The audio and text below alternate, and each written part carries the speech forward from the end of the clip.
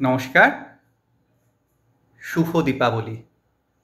আমাদের দেয়াল পত্রিকা হংসবলাকা দ্বিতীয় বর্ষ দশম সংখ্যা অক্টোবর 2024 আবরণ উন্মোচন করছে সম্পাদক শ্রী পারিজাত চট্টোপাধ্যায়।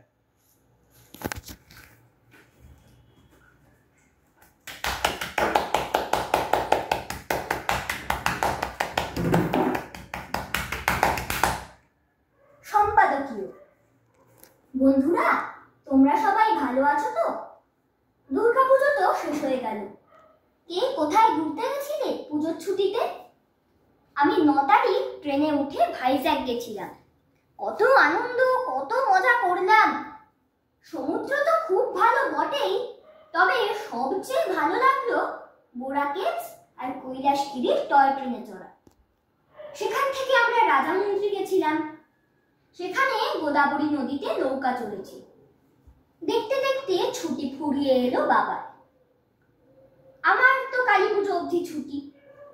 যাই হোক, অবশেষে 19 তারিখ ফেরার জন্য ট্রেনে উঠতে হলো। সবাই মন খারাপ হয়ে গেছিল। কেবলই মনে হচ্ছিল আর কটা দিন থেকে গেলে বেশ হতো। এদিকে বাংলা ক্যালেন্ডারে কার্তিক মাস পড়ে গেছে। বাবা বলেছে এই সময় নাকি আকাশে আকাশ প্রদীপ দেওয়া হতো আগে। এখনো হয়তো অনেকে দেয়, কিন্তু আমাদের বাড়ির এখানে কাউকে দিতে দেখি না। বাবা বলল বাবাও ছোটবেলায় ছাদে আকাশ প্রদীপ জ্বালতো। তোমরা কি দেখেছো আকাশ প্রদীপ? ও হ্যাঁ, জানো, ডানা ঘূর্ণিঝড়ের জন্য আমাদের এখানে এমন বৃষ্টি হয়েছিল যে বাড়ির সামনের রাস্তায় জল জমে গেছিল। আমি কিছু নৌকা বানিয়ে ভাসিয়েছি। নৌকায় আমার নামও লিখে দিয়েছি। তোমাদের কারো বাড়িতে আমার নৌকা গেছে কিনা জানাবে। আমি আরো কিছু নৌকা বানাচ্ছিলাম। ভেবেছিলাম বিকেলে আবার ভাসাবো, কিন্তু বিকেলে দেখি রাস্তায় আর জল নেই। তাই আমি নৌকাগুলো যত্ন করে রেখে দিয়েছি। পরে আবার কখনো রাস্তায় জল জমলে তখন ভাসাবো। ওই দেখো, ভুলেই গেছিলাম, আজকেই তো কালী পুজো। সবাই বাজি ফাটাবো, আলো দিয়ে ঘরের চারপাশ সাজাবো, তাই না? তারপর 3 তারিখ ভাইফোঁটা। আমাকে আবার দিদি আর বোন ফোঁটা দেবে। মা ফোঁটা দেবে মামাকে, আর বাবাকে পিপি ফোঁটা দেবে। আমার দিদাও মামা দাদুকে ফোঁটা দেবে। কি দারুণ মজা, তাই না? অনেক কথা হয়ে গেল, এবার তাহলে শেষ করি। স্কুল খুললেই আবার আমাদের পরীক্ষা, তাই পড়াশোনাও করতে হচ্ছে। সবাই সুস্থ থেকো, ভালো থেকো। জয় হিন্দ। এখানে আমার লেখা একটা কবিতা আছে। কবিতার নাম নৌকা ভাসাই। আকাশ ঢেকেছে ঘন কালো মেঘে, বৃষ্টি নেমেছে জোরে। অঝোর ধারায় বৃষ্টির জলে রাস্তা গিয়েছে ভরে। মাকে বললাম চলো না আমরা বৃষ্টিতে ভিজে আসি। মা বলল রেগে, এমনিতেই তো বাজিয়ে ফেলেছো কাশি, তার উপর যদি ভেজো বৃষ্টিতে নির্ঘাত হবে জ্বর। স্কুল খুলতেই পরীক্ষা, দুটো অঙ্ক দিচ্ছি কর। বাবার কাছেই গেলাম তখন চোখ ভরা জল নিয়ে। বললাম বাবা চলো না আমরা ভিজি বৃষ্টিতে গিয়ে। ভিজতে পারিস? বাবা বলে, তবে আরো ভালো হয় যদি রাস্তার জলে নৌকো ভাসাস। রাস্তা নয় গো, নদী। আমার কথায় বাবা হেসে ফেলে। হাসতে হাসতে বলে চল তবে যাই নৌকো ভাসাই ব্রহ্মপুত্র জলে। এখানে বাবার লেখা একটা কবিতা আছে। কবিতার নাম হলো কি মুশকিল। আমাদের এই অমৃতাদি চুচড়ায় থাকেন যিনি, প্রতিদিন দেখছি তবু তাকে কি সত্যি চিনি। গুণেতে সরস্বতী, রূপেতে মনমোহিনী, তবে কারো দোষ দেখলেই করেন না আপোষ তিনি। সেজে গুজে পটের বিবি হয়ে বসে পা দুলানো মোটে তার পছন্দ নয়, না পছন্দ চটুল গান। অফিসে নেন না ছুটি, বর্ষায় ঝড় বাদলে, তরকারি হেঁটেই আসে ট্রেন বাস বন্ধ হলে। ডাকাতকে ডাকাত বলেন, চোরটাকে বলবেনই চোর। এই তো সে কদিন আগে বললেন আমায় দেখি, অফিসে কাজের সময় বল দেখি ঘুমোয় কে কে। এই বলি ধুর ছাড়ো তো, ঘুমোয় না, ঘুমোক যার। কি খেলো অমনি দিদি আমাকেই করলো তারা। ছুটলাম প্রাণের ভয়, দিদিও ছুটছে জোরে। কি হবে এবার আমার, দিদি বুঝি ফেললো ধরে। চিল্লাই বাঁচাও বাঁচাও, কোথা যাই কোথায় পালাই। তাকাচ্ছি এদিক ওদিক, কেউ দেখি কোথাও নাই। হায় রে কি মুশকিলে পড়লাম হঠাৎ করে, কোনখানে লুকাই এখন, এবার যে ফেলবে ধরে। তখনই ঘুমটা আমার ভেঙে গেল হঠাৎ করে। ধরে প্রাণ ফিরলো আবার শেষমেশ কপাল জোরে।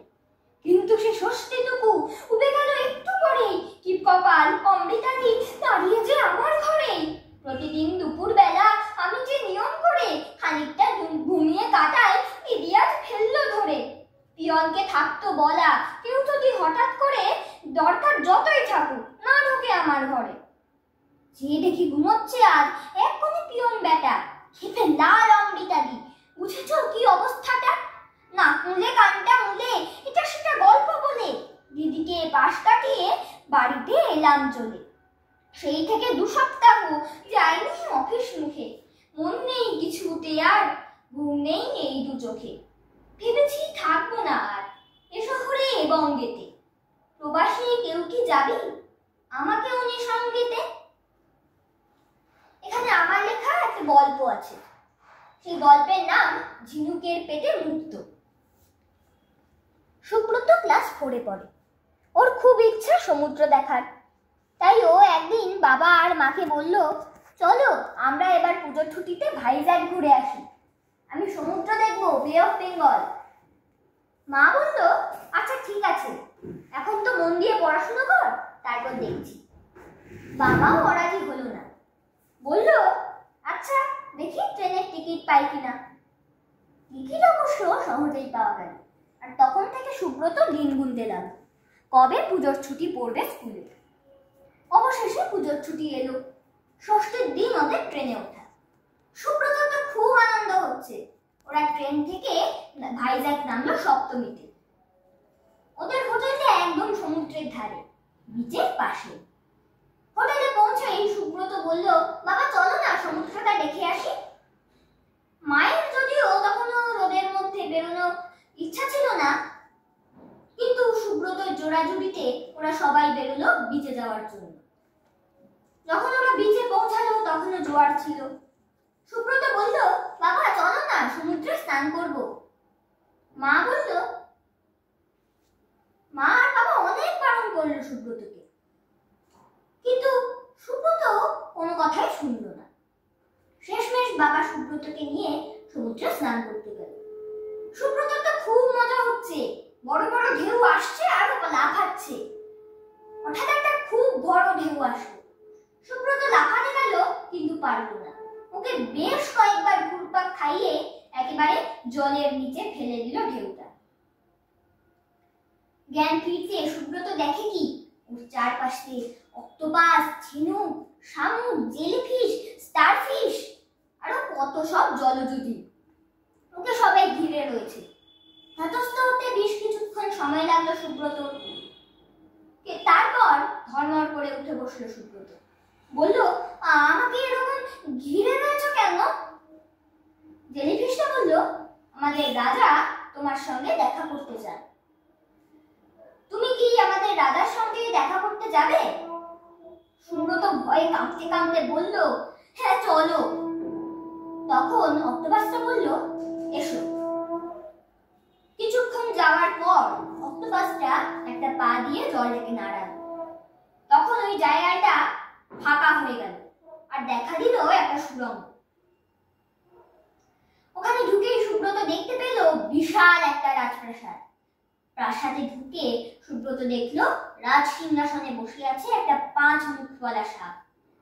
ওটাই ওদের রাজা। আর রাজ সদস্যরা সবাই দুমুখ সাপ, ওরাও সব নিজেদের আসনে বসে আছে। সুব্রতকে দেখে রাজা খুশি হয়ে বলল, আরে এসো এসো, তুমি তো সুব্রত, আরে ভয় কিসে? মনে মনে আছে একবার বন্যার পরে একটা মাছকে ডাঙায় আটকে পড়তে দেখে তাকে তুমি জলে ফেলে দিয়েছিলে? সুব্রত বলল, আগে হ্যাঁ রাজামশাই, আমি তোমার কাজে খুব খুশি হয়েছি। বলো তুমি কি বর চাও? না না, বর লাগবে না, মাছটা কষ্ট পাচ্ছিল তাই আমি ওকে জলে ছেড়ে দিয়েছিলাম, এর জন্য বর দিতে হবে না। না না, তা বললে কি হয়, তোমাকে একটা বর নিতেই হবে। একান্তই যদি বর দিতে চান, আমাকে একটা ঝিনুক দিন যার পেটে মুক্ত আছে। আচ্ছা বেশ, এই নাও। এই বলে রাজ সিংহাসনের পাশ থেকে একটা ঝিনুক কুড়িয়ে নিল রাজা সাপ। সাপের হাত পা নেই বলে মুখ দিয়ে এই রাজা সাপ সুব্রতকে ছুঁড়ে দিল সেই ঝিনুকটা। সেই সাথে ভুল করে বোধহয় সাপের মুখ থেকে একটুখানি বিষও চলে এসেছে। সুব্রতর মনে হলো ঝিনুকটা হাতে ধরতেই আগুনের একটা হলকা এসে লাগলো ওর গায়ে। আ বলতে বলতে সুব্রত অজ্ঞান হয়ে গেল। জ্ঞান যখন ফিরল তখন ও দেখতে পেল ওর বাবা মা ওর পেট থেকে জল বার করছে। সব কথা তাড়াতাড়ি খুলে বলল বাবা মাকে, কিন্তু কেউই তার কথা বিশ্বাস করলো না। বাবা বলল, আরে তুই তো ঢেউয়ে ভেসে অনেক দূর চলে গেছিলি, তোকে তো কোথাও খুঁজেও পেলাম না, তারপর নুলিয়ারা অনেক কষ্টে তোকে ফিরিয়ে এনেছে। আসলে সমুদ্র কিছু নেয় না রে, যা ভেসে যায় সব আবার ফিরিয়ে দেয়। কিন্তু এই দেখো এই ঝিনুকটা। বলতে বলতে সুব্রত ঝিনুকটা মাকে দিল। মা দেখলো ভেতরে সত্যিই একটা মুক্ত আছে, কিন্তু মা কিছুতেই বিশ্বাস করলো না, বলল হয়তো ভাগ্যের জোরে কোনো ঝিনুক তোর হাতে চলে এসেছে। কিন্তু সে কথা সুব্রত কিছুতেই মানবে না। আচ্ছা তোমরাই বলো, সুব্রত খামোখা মিছে কথা বলবে কেন? মিছে কথা বলে ওর কি লাভ? বাবা মাগুলো যেন কেমন, কিছুতেই কোনো সহজ কথা বিশ্বাস করতে চায় না, তাই না? নমস্কার।